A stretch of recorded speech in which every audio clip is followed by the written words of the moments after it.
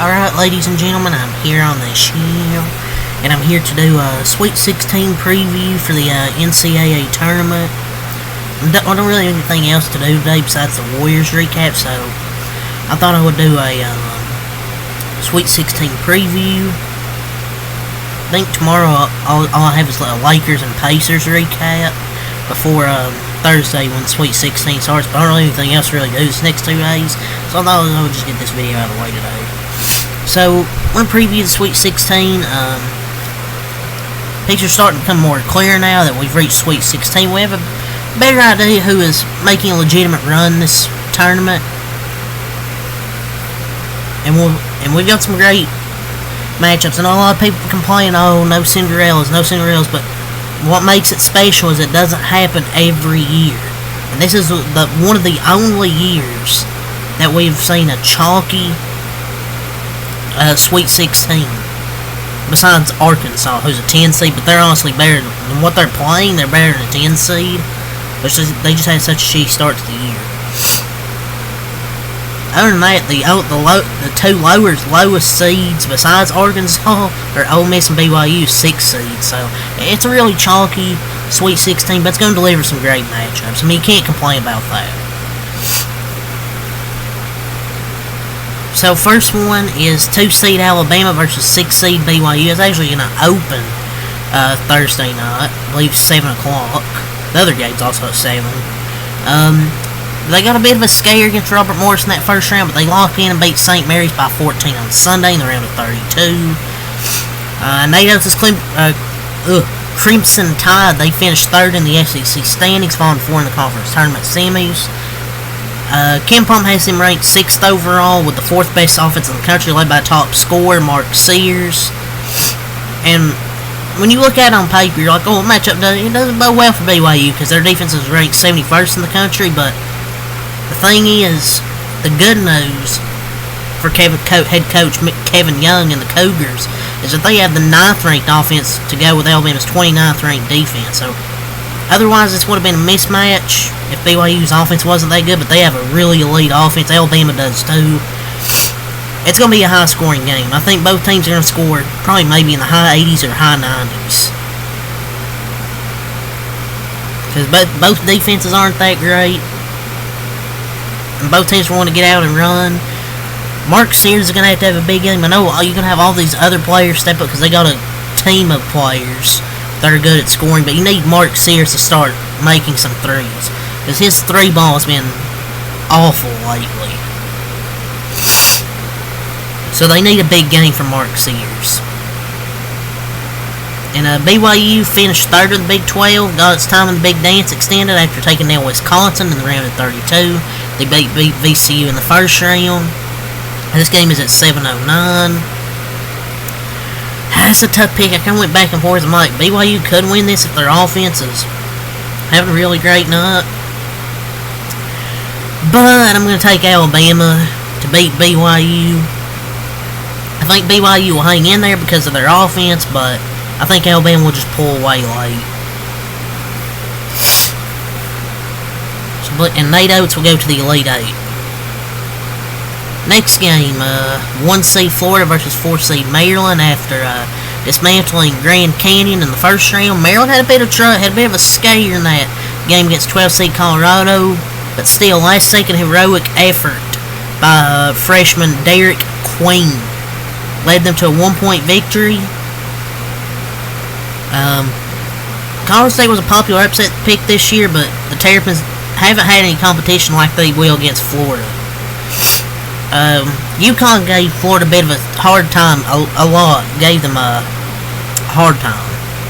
But Todd Golden and his Gators, besides that, they've really looked unbeatable. Nonetheless, in the SEC tournament, they destroyed Bama by 22 and took down Tennessee by a 9-point margin to win the conference championship. Sure, they've lost a few games this year, but I think I'm going to say this, I think they will beat Maryland. My pick will be Florida in this one, but I will not be surprised if Maryland wins. I'm not giving, but, I mean, both these teams had hard games. Colorado State has been playing really, really tough. Basketball, one of the hottest teams, I would say, over the last, few weeks. UConn, yeah, they're an 8 seed, but I mean, I hate Dan Hurley, but that dude can coach. But UConn gave Florida a scare. Both these teams had tough games, but I still think Florida's the best team. But I will not be surprised if Maryland can pull off the upset here, but they'd have to have a big game from Derek Queen, Julian Reese, have a solid game from Gillespie, Rodney Rice, and try to contain Walter Clayton, but that's hard to do. But Florida has a team of dudes. Like, they got Elijah Martin as well, Will Richard, Alex Condon. They just got good depth all over the place. I'm going to pick Florida. I do not think this will be an easy game by any means. I think Maryland is better than a team like UConn. I think it'll be a tough game for Florida, but I will pick Florida, and I picked them to win the fucking national title, so. Duke versus Arizona. Duke has dominated almost everyone they faced this season, but Arizona coming in, Caleb Love. They've lost just 3 games overall and 1 in their conference. With a healthy Cooper Flagg, they've looked unstoppable. It's going to be a tough game for Tommy Lloyd's Arizona Wildcats, but they're a pretty good team themselves. I mean, they handled business on Sunday against 5-seed Oregon with a 29-point performance from Caleb Love. It'll be an uphill battle for Arizona for sure, but I think they can compete. I really do. I mean, not many people have competed with Duke this season besides, say, like the 3 teams that have beat them. And Caleb Love, you never know what you're gonna get with him in March. The key for them is he has to have a big game, and if he doesn't, I don't think they're gonna have a shot at all. But if he has a performance like he did against Oregon and some other players they have to step up, they can have a shot. But I'm gonna pick Duke.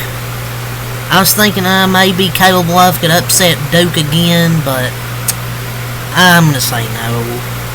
I think Duke's just too good. Like, they got a good team. It's not just, you'll hear, oh, Cooper Flagg, but they got a good team. Just a good team in general. Like Colin Knippel, Malawatch. They just got a good team of dudes. Ain't even off the bench.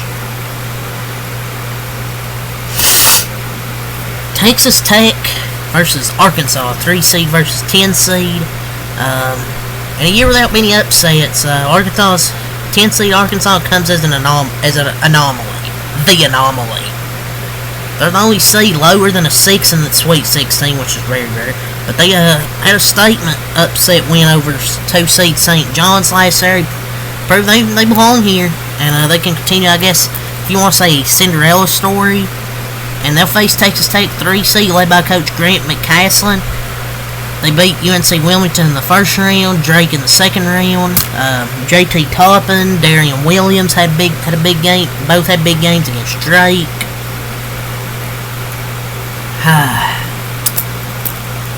It's really hard to go against JT Toppin, Darian Williams, and McCasland here. But I like the way Arkansas is playing. I think Adou-Thiero's come back. He's going to play probably like 12-15 minutes, maybe more. I don't know. This is a tough game to pick because Texas Tech, I like their team with JT Toppin, but Arkansas is not as an undersized team as Drake, and they're more athletic than the 2 teams they played. I'm going to take Arkansas here. Give me an upset. Taking 10 seed Arkansas. Number 2 Michigan State versus number 6 Ole Miss. And didn't think Ole Miss would get that far this year, but they've proven why they're here. I mean, Chris Beard's Rebels. That dude's a hell of a coach. You can say what you want about him as a person. That dude's a hell of a coach. To get him here, they beat Iowa State. Got that, just dominating them. Michigan State. Then feel bad for Ole Miss. Got to play Michigan State in March. They won the Big Ten regular season, didn't win their conference tournament, but they've looked solid here. In the tournament so far, destroyed Bryant, handled business against New Mexico, good New Mexico team. Michigan State proved me wrong this year. I thought they would suck, but they just got a good team full of depth. It's not just one specific person. If it could be Jace Richardson or maybe even Akins. And just, you get good depth, good contribution from everybody else. Get out in transition. is what they do. They don't shoot the three well, but they get on transition, they defend. Ole Miss has some good offensive players like Sean Padula and Malik Dia. I think it's going to be a tough one. I mean, I'm going to take Michigan State, but I'm not that confident in this pick because I really think Ole Miss can pull this one off. But their offense has to have a spectacular night. Because Michigan State has a good defense. I don't know if they're going to score like 80, 90 points. Kentucky versus Tennessee. My Wildcats playing Tennessee for the third time this year. That was tough to beat a team 3 times, but I really think it's doable. I think we're a good matchup. Tennessee's a good matchup for us for some reason this year. We beat them twice. It won't be easy because we have to play them third time, a conference rival in the Sweet 16, but I really think we can do it. I mean, Chaz Lanier, I am worried that aspect because he hasn't shot well in the first 2 games they've played us, but I mean, I think it'll take away Colin Chandler can defend him well. I mean, they've done it twice. I don't see why they can't do it a third time. And Lamont Butler, I think, will handle Zakai Ziegler really well. And if Milicic doesn't have a game where he shoots well from 3 against us, and we nail a lot of threes like we have in the first 2 games against them, and we defend 3 well, I think we have a good shot at winning. I'll say Kentucky wins. I guess it's a biased pick, but I just think Tennessee's a better team on paper, but I think we'll beat them again. Auburn plays Michigan. I'm going to take Auburn here. I know Michigan has Vlad Golden, Danny Wolf, but this is their biggest test so far. The Auburn Tigers. They dismantled Texas A&M in the second half in the round of 32 game. Just scrapped by UC San Diego. But Michigan won't be easy for them, but Johnny Broome at center. Auburn has what it takes to match Michigan defensively on being ranked 3rd offensively. Like I think they'll be fine. I'll pick Auburn here. And Johnny Broome hasn't had a good game in the tournament yet, so it's gonna be even tougher though against those 7-footers. Houston versus Purdue. Give me Houston. Best 3-point shooting team Kelvin Sampson's ever had. And they're so good defensively. I just don't think Purdue has enough to win this game.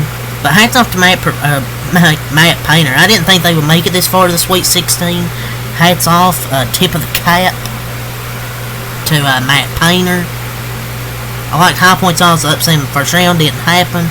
They beat McNeese State, handled them. But I'm going to take Houston. Maybe the Boilermakers will prove me wrong again, but will prove me wrong again. I'm not going to count on it, but we'll see.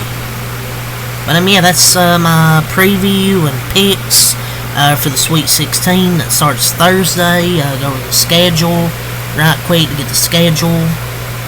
On Thursday at 7:09, BYU Alabama, 7:39 Maryland Florida, 9:39 Arizona Duke, and 10:09 Arkansas and Texas Tech. On Friday, 7:09 Ole Miss Michigan State, 7:39 Kentucky Tennessee, 9:39 Michigan Auburn, and Purdue Houston 10:09. So that's your Thursday and Friday schedule. So yeah, that's all I'll say. Your legal outcomes for more. Next time out. Peace.